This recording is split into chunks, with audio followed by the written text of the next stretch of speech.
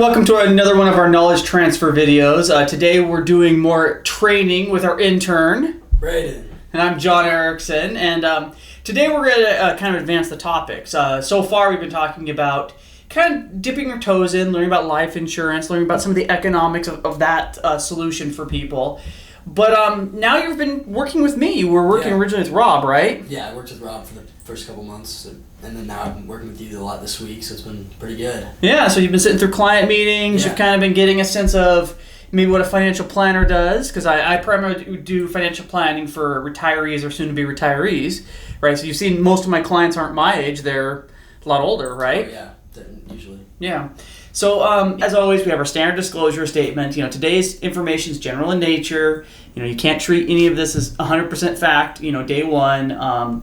Everyone's situation is going to be different. But now that we've gotten past the general disclosure, I told you last Thursday, here's some questions I'm going to ask you in this presentation. Let's see if you're kind of learning a little bit, right? Mm-hmm. All right, so let's give question one. What does a financial planner do? What have I been doing? Yeah, so like we've been saying, I've been sitting with John a lot, and so I've been learning to see what he's been doing. And so far, I would say like a financial planner, they assess a financial situation, kind of see what's going on there, try to talk with their clients, kind of figure out what their goals are, and try to eventually make a goal/plan for them. Okay. Financial plan. Financial planners, they also give a lot of financial advice, tax planning, stuff like that, estate planning even. Yeah.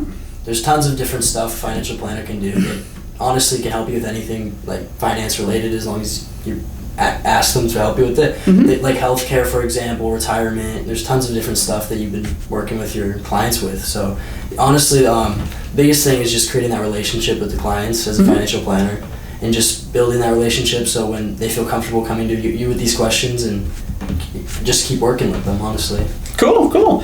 Yeah, it's interesting. When we talk about like the formal definition of financial planning, you can even go to the Certified Financial Planner Designation website. It would say you're trying to pull different parts of a client's financial life together to create a path, right?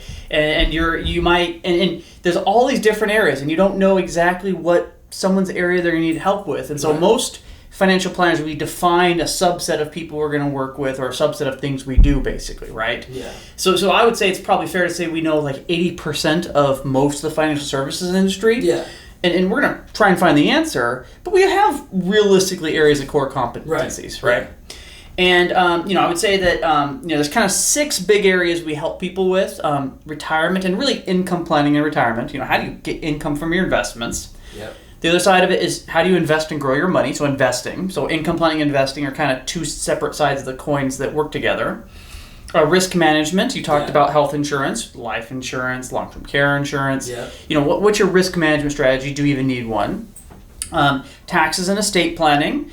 And the one that, I don't know if you meant, you saw this earlier in the week, we've talked about it a couple times, but like behavioral counseling or helping people out, around emotions, right? Mm-hmm. You've seen that a lot too, right? Totally, yeah. Yeah. People tend to stress a lot about their money, don't they? Uh-huh. Yeah. And that's actually really interesting. That's probably my favorite part of helping people. Have you ever heard the name Daniel Kahneman before? I haven't, no. Oh, okay. He's a very cool guy.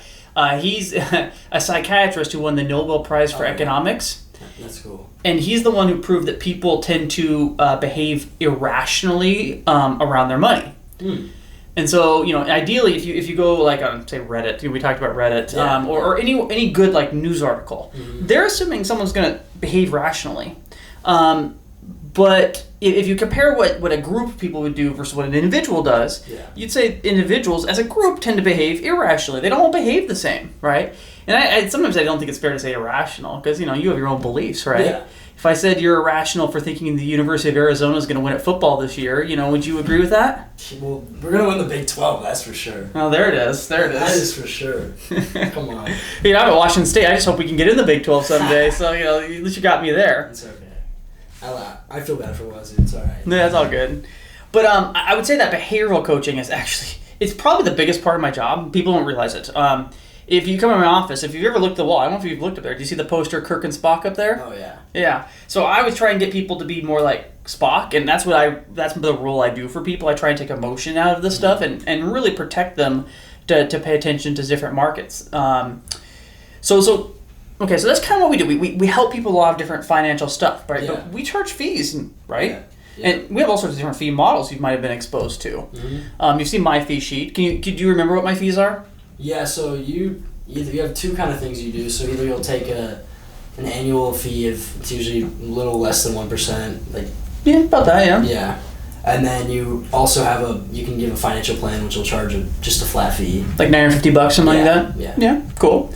The other thing I do, and you may not have noticed this yet, but I actually help a lot of people for free. So I'm always trying to figure out, I say there's always two groups of people. And I liken it to eating dinner, right? Do you go out to eat to dinner sometimes? Of course, yeah. Have you ever cooked your own food? Yeah. Right? And you kind of pick and choose in there, right? Yeah. Hiring me is a lot like going out to dinner all the time. It's more expensive than doing it yourself. Yeah. You don't got to do the work, right? But within that, I'm always trying to figure out, well, who's a client as a person? Are they the type of person who wants to hire someone, or are they the type of person who's going to really want to do it themselves, right? There are really two groups of people, and that's okay. And so trying to help people figure that out is a good thing. Mm-hmm. But why should anyone hire a financial planner? Why would you hire a financial planner? Well, yeah, so, I mean, I think the main thing is just the expertise and experience that a financial planner has in the industry. If you're just an average person who doesn't really spend that, they got their job going on, you got your whole life going on, you don't really want to spend your whole life just learning about the new taxes and finances and all that stuff that you got to deal with like in order to maintain your money. And so when you get a financial planner, they handle that for you, and it's no worry for that. So that's one stress, right? Yeah, you're removing stress. That's a big thing. And like you were saying earlier, with the it was like the emotional steering kind of thing. Yeah. I mean, I think there's an objective factor to hiring a financial planner. Like they can just give it to you straight, like an answer that you need to hear. Yep. And it's not going to be just like opinionated or how you feel about a situation, because it's like you said, people sometimes will act irrational with their money. So it's like the objective factor is very important. And then also you could say that risk management is a big thing when hiring a financial planner, because they're much better at dealing with risk. So if you want to be, like you were saying earlier today, if you want to be investing and trying to get more growth out of it and take a little bit more risk, you're comfortable doing that, and someone else might not be, right? Because it's kind of a scary thing to do, to take a bigger risk. Or on the other hand, if you want to do a little bit better but also be on the safer end, you're comfortable with that. So it's like kind of hiring a financial planner is you can get it all handled for you and kind of get the best of both worlds. That's good, fair. And on my brochure, what I say is I give people freedom of time, stress, and money, right? I get them to spend their money more stress-free, basically. But not everyone should hire a financial planner. No. Use you as an example. You have a bank account right now, right? Mm-hmm. Hopefully, you're a college student, so it's nice and full, right? I'm leveling up. Yeah, that's good. You're leveling up. I like that. So, if you think about yourself, you're going to probably go through a lot of your life, and you're managing your finances. Even right now, you're not hiring a financial planner. Mm. And the vast majority of people will make it through their entire life without hiring a financial planner. So I'm not a need to have, I'm a nice to have. Yeah. Right? The other thing is I tend to work with retirees and soon-to-be retirees.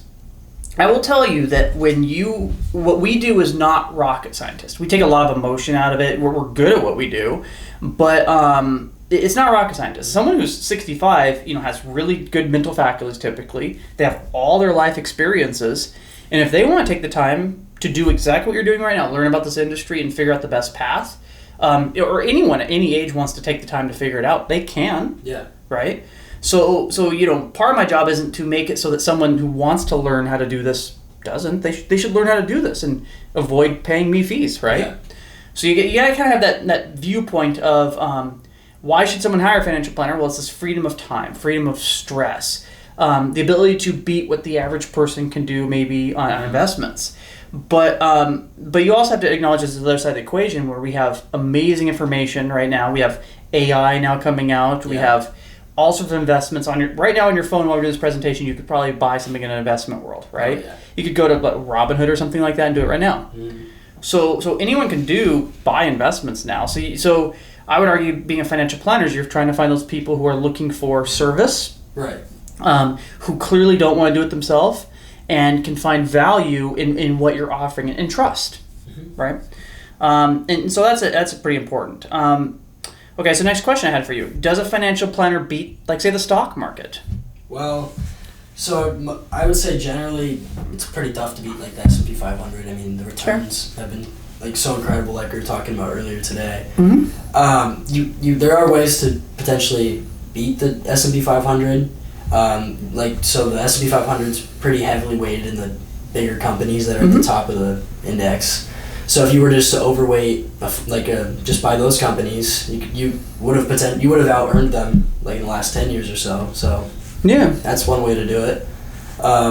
Like you were saying though, as a financial planner, it's more important to be able to, beat what the average person can get. Yeah.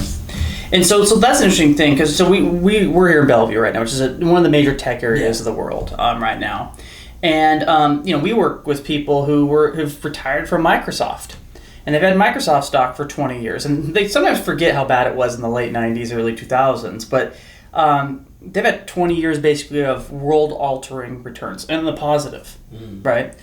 And if they came and said, well, I want you to beat what I'm doing right now, well, you've been in one stock that's had world-altering returns. I can't beat that stock. I can diversify you. I can beat what you would do in a diversification strategy. But if your goal is to have those level of returns, then I'm not necessarily going to beat that. And for people your age who are in the tech world, what I try and do is I try and get them to move out of their company stock into other stocks that still align with that risk tolerance, right? So, I would say that you're allowed to take risk. And so if you want to work in the tech world and you've been, you want to have that potential for world-altering returns, but you want to set up diversification ahead of time, well, maybe you add in, as you said, the Mag 7 or the Mag 7, you diversify from your company stock to the big group. And you may not get the top end if you have the best company, but you're still, in theory, going to beat the market. Right. Not guaranteed. None of this, when we talk about beating the market, it's never guaranteed on that one, right? It's one of those big sayings we always say. Well, cool. Well, here's some statistics I'll throw at you. Why we work in the financial planning industry? What are some good things? Well, about 61% of all people own stocks in the United States. Now, 10% of people own the majority, like 90%, right? So it is concentrated at the top. But 60+% of people own financial stocks. In 2014, there was a study by Bankrate.com, I always remember this, saying 73% of people didn't trust the market. So in 2014, 73% of people didn't trust the market. And the reason that's important to me is over the last 10 years, if I said we had amazing stock market history, would you agree with that?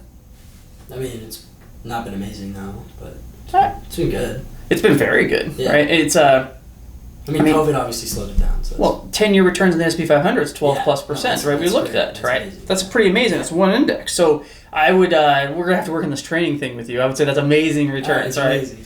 Yeah, 10 years at 12% returns, on something that's supposed to be diversified, it's a really good return. And so, we have this problem of, back in 2014, 73% of people didn't trust the stock market because they still remember 2008 and they were freaked out. Right? And how do you maximize each of those individual situations? Because some people will never trust it. They need to look at other solutions, right? Some people need, like a 50-50 solution where they trust it enough, but they need their sleep at night money on the side. Remember I talked to you about the person who had a whole bunch of money in their bank account. I called it their sleep at night money, right? Yeah. And you probably saw how much they had in their bank, and you're like, oh my gosh, I wish I had that, right? Oh yeah. And it's just in their bank account, just sitting there, right? Getting killed by inflation a little bit. But there's a clear fear about the stock market, and there's this clear behavioral finance thing where people don't always have the knowledge of everywhere they can go with their money. They don't always trust different financial solutions, and they need to come to someone to figure things out for them.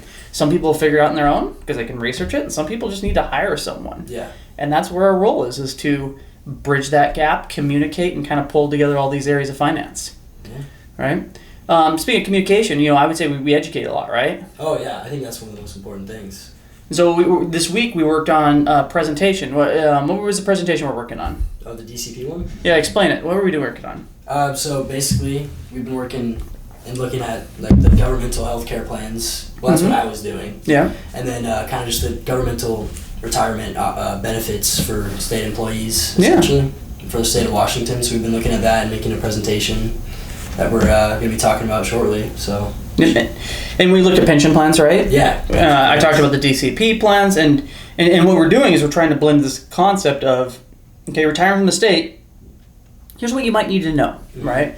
And that's important because I would argue it gives you value.